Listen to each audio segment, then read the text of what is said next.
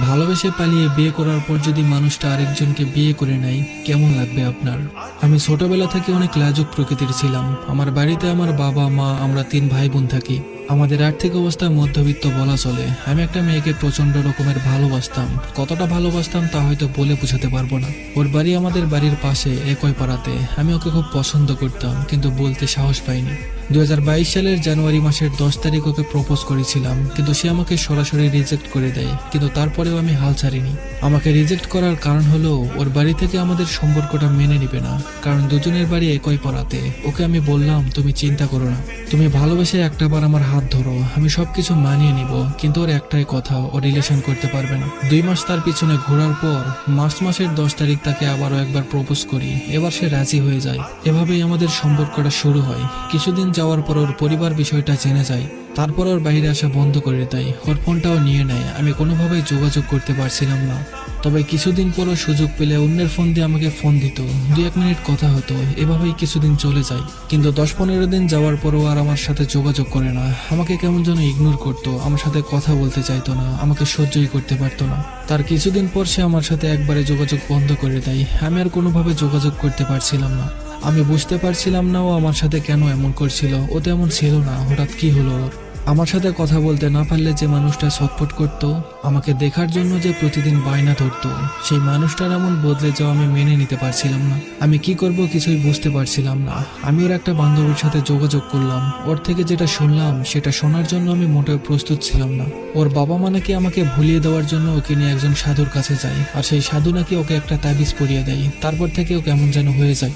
এটা শোনার পর খুব কষ্ট পেয়েছিলাম আমি। তারপরও আমি ওর সাথে যোগাযোগ করার অনেক চেষ্টা করেছিলাম, কিন্তু ও কোনোভাবেই আমার সাথে কথা বলতে চায় না। এভাবেই 6টা মাস চলে যায়। 6 মাস যাওয়ার পরও নিজে থেকে আমাকে কল দেয় আর বলে, আমাকে পরিবার থেকে অনেক চাপ দিয়েছে, সেই কারণে তোমাকে ইগনোর করেছিলাম।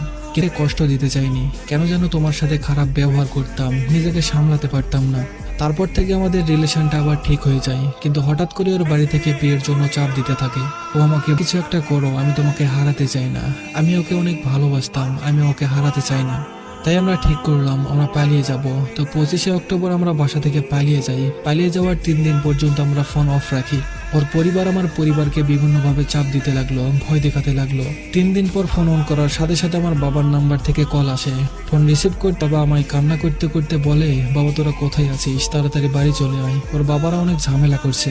ওই দিন আমার বাবার কান্না দেখে নিজের প্রতি খুব ঘৃণা হচ্ছিল। তখন মনে হচ্ছিল যে আমি সত্যিই ভুল করেছি। তাই আমি ঠিক করলাম বাড়িতে যাব। পরের দিন আমি ওকে নিয়ে বাড়িতে চলে আসি। বাড়িতে আসার পর ওকে ওর পরিবার নিয়ে চলে যায়। ওই দিন ওকে এতটাই মেরেছিল যা বলে বোঝানো যাবে না। তারপর আমাদের আবারও যোগাযোগ বন্ধ হয়ে যায়। পরিবেশটা কিছুটা ঠান্ডা হলে আমি ওর বান্ধবীকে দিয়ে আবার ওর সাথে যোগাযোগ করি। কিন্তু ও আমাকে বলে, তুমি আমাকে ভুলে যাও, আমি তোমাকে আর ভালোবাসি না। আমার আব্বু আম্মু যেখানে বিয়ে দিবে আমি সেখানেই বিয়ে করব। তুমি আর আমার সাথে কখনো যোগাযোগ করার চেষ্টা করবে না। তার এই কথা শুনে আমার পায়ের তলা থেকে মাটি সরে যায়। অনেক কান্না করলাম, ওকে অনেক বোঝালাম, কিন্তু ওর মন আর গলাতে পারেনি। তার 1 সপ্তাহ পর ওর আব্বু আম্মুর দেখা ছেলেটাকে বিয়ে করে শ্বশুর বাড়ি চলে যায়। এখন আর ওর সাথে কোনো যোগাযোগ নেই আমার। কথা বলার তৃষ্ণার্ত হলেও তার সাথে আর কথা বলতে পারি না। মাঝে মাঝে খুব ইচ্ছে করে ওর মুখে ভালোবাসি কথাটা শুনতে, কিন্তু আমি জানি এটা আর কখনো সম্ভব না। আর জানি না ও কেমন আছে, হয়তো ভালোই আছে। আমি চাই সে সারা জীবন ভালোই থাকুক। আচ্ছা, ও কি পারত থাকতে? আমি কি পারতাম না ওকে সুখে রাখতে? হয়তো পারতাম, আবার হয়তো মনে করতো আমি পারতাম না। ওকে ভুলে থাকার অনেক চেষ্টা করেছি, কিন্তু পারছি না। আজ আমি নেশায় আসক্ত। না পারছি তাকে ভুলে থাকতে, আর না পারছি নেশা